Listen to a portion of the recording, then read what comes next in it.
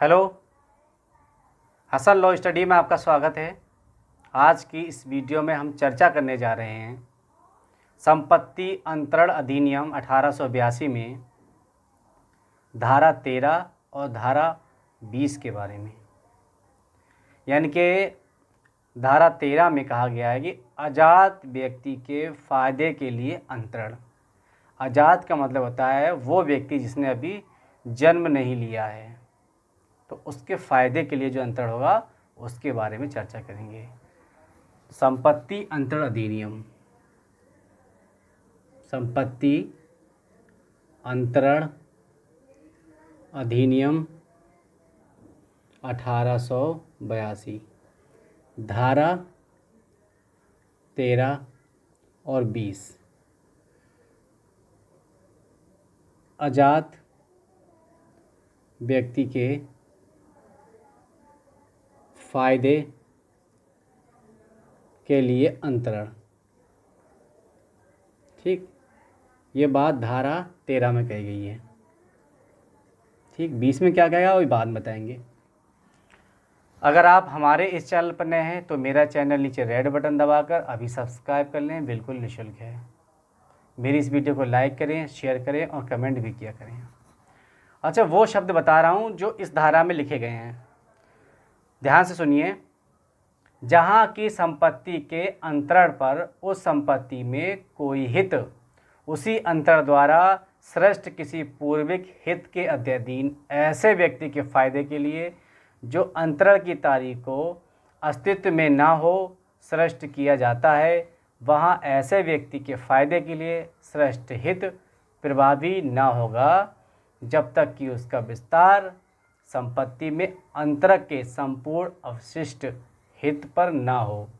ये वो शब्द हैं जो धारा 13 में दिए गए हैं। अब इस धारा 13 के जिन शब्दों को शायद कम समझ में आया होगा आपके, तो ये जो अभी मैंने बोला था ये आपको जब तत्व बताऊंगा अभी, तो तत्व के माध्यम से सारी बात समझ में आ जाएगी। तो अब देखिए इससे आगे उदाहरण से समझिए, उदाहरण ध्यान से सुनिए, तभी ये परिभाषा समझ में आ जाएगी। का उस संपत्ति का जिसका वह स्वामी है, यानी का स्वामी है किसी संपत्ति का, ठीक, मालिक है वो।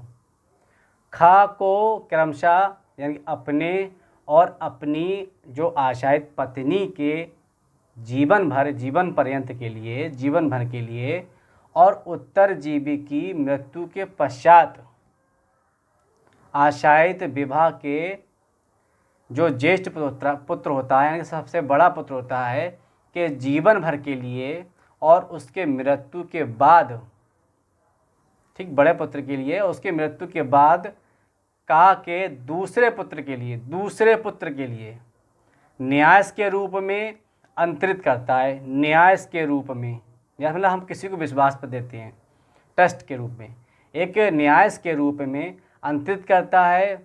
तो जो बड़ा पुत्र यानी कि बड़ा जो ज्येष्ठ पुत्र होता है, बड़ा पुत्र होता है, उसके फायदे के लिए इस प्रकार सृष्ट हित प्रभावशील नहीं होता है, क्योंकि उसका विस्तार उस संपत्ति में का के पूर्ण अवशिष्ट हित पर नहीं है।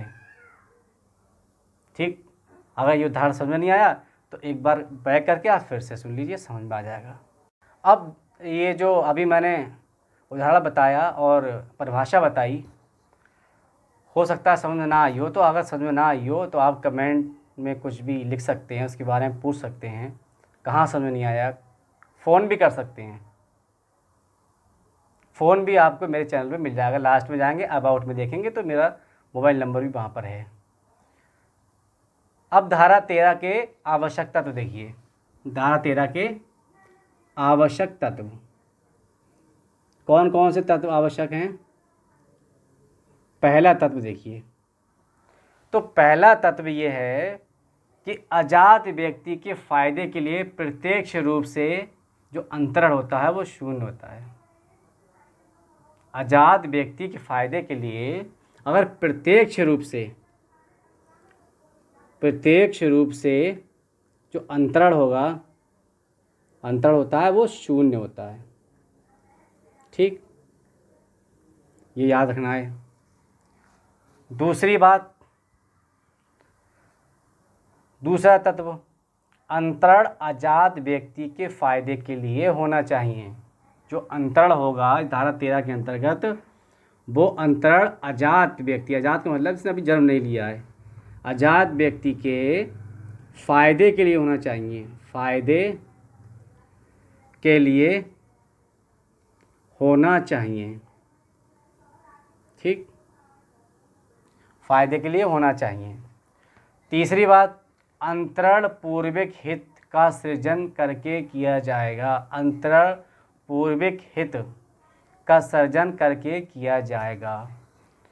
चौथा है, पूर्वक हित की संपत्ति से पूर्व अजात का जन्म लेना आवश्यक है। यानी पहले ही हित दे दिया जाता है। एक ही उसकी समय अवधि होती है। अगर मान ले 6 माह बताया गया, इसमें 6 माह की अवधि अगर दे दी गई है और उस दिन तक, उस माह तक उसका जन्म नहीं हुआ है, तो फिर वो उसके लिए नहीं होगा। यानी कि उन्होंने कहा कि पूर्व हित की समाप्ति से पहले ही जो आज़ाद व्यक्ति है उसका जन्म लेना आवश्यक है। अंतरण संपत्ति में अंतरणकर्ता के बचे हुए संपूर्ण हित का किया जाए। सभी जितना संपूर्ण है संपत्ति, वो उसका हित, संपूर्ण हित का अंतरण किया जाए। आज़ाद व्यक्ति जन्म लेने के दिन से संपत्ति में निहित हित प्राप्त करेगा। जिसने जन्म ले लेगा उस दिन निहित हित प्राप्त हो जाएगा उसे। निहित हित प्राप्त हो जाएगा। निहित हित से मतलब है कि उस संपत्ति का जो बोला गया कि ये जन्म लेते ही इसकी हो जाएगी, तो उसकी हो जाएगी, लेकिन और हो सकता है उसका उपभोग ना करे, लेकिन हित प्राप्त उसे हो जाएगा। अब देखिए उदाहरण देखिए कुछ केस। पहला केस है बिटनी बनाम माइकल 1890। बिटनी माइकल, बिटनी बनाम माइकल, यहाँ बाय नाम हुआ, वर्सेस माइकल। ठीक, माइकल का केस है 1890 का, 1890 केस है। अच्छा, इसमें क्या कहा गया था कि दोहरी संभावनाओं के विरुद्ध नियम, दोहरी संभावनाओं के, दोहरी संभावना, ये भी हो सकता है, ये भी हो सकता है। दोहरी संभावनाओं के विरुद्ध नियम धारा 13 पर आधारित है।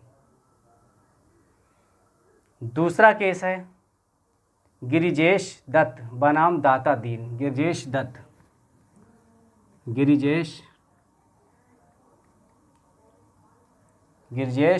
दत्त दाता दीन, दत्त बनाम दाता दीन। ठीक, दाता दीन नहीं, दीन है, दाता दीन। ठीक, EIR 1934 का केस है, 1934 का। अच्छा, इसमें क्या कहा गया था कि अवैध अंतरण पर आधारित, अवैध अंतरण पर आधारित वैध अंतरण भी अवैध हो जाता है। अवैध अंतरण पर आधारित वैध अंतरण भी अवैध हो जाता है। अगर अवैध अंतरण हुआ है और हालांकि जो आधारित है वैध पर, वैध अंतरण है, लेकिन फिर भी वो अवैध हो जाएगा। तीसरा है सत्यनारायण बनाम माणिक्यन। सत्यनारायण का केस है तीसरा, सत्यनारायण। ठीक, सत्यनारायण का मामला है सन 1983 का। इसमें क्या कहा गया, इसमें कहा गया कि आजीवन हित प्राप्त व्यक्ति संपत्ति तीसरे व्यक्ति को अंतरित कर आजन्मे व्यक्ति के हित को समाप्त नहीं कर सकता।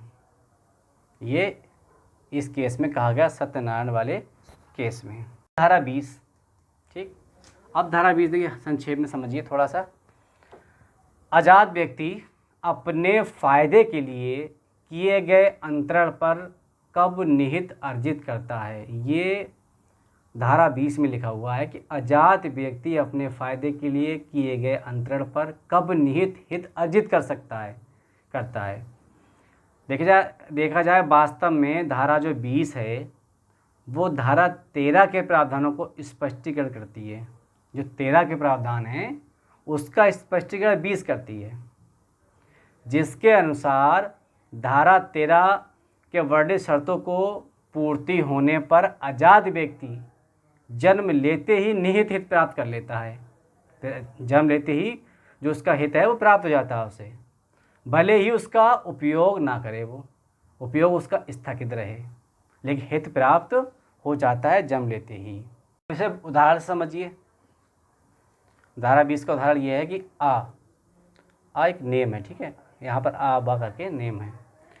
आ अपनी संपत्ति बा को, बा एक व्यक्ति है, आ अपनी संपत्ति बा को जीवन भर के लिए तथा उसके बाद बा के होने वाले जो पुत्र है अभी आज़ाद है, पैदा नहीं हुआ है, सा को करता है।